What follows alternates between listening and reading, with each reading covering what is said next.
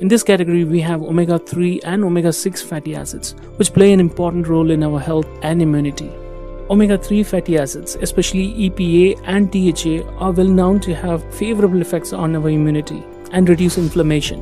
But omega-6, on the other hand, is pro-inflammatory, meaning it increases the inflammation in our body, which in turn increases the risk of autoimmune disorders, obesity, heart diseases, and cancer. So we need to incorporate foods that are rich in omega-3 and avoid foods that are high in omega-6. Another important thing to consider here is the ratio of omega-6 and 3 in our diet.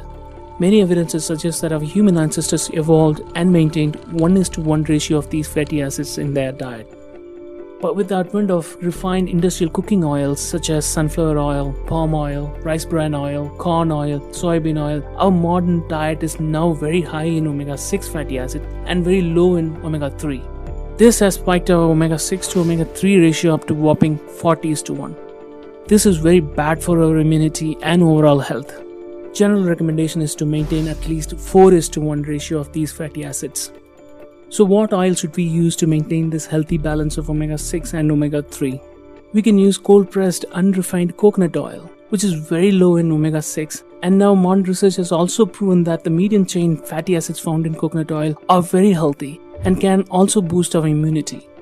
Similarly, you can use ghee, olive oil, avocado oil, flaxseed oil, and also eat a lot of oily fishes like sardine at least once a week, or take cod liver oil. You can also use cold-pressed organic mustard oil or canola oil, but in moderation. All these are rich in omega-3 and relatively low in omega-6 fatty acids. So fix your oil first in order to have a healthy immune system.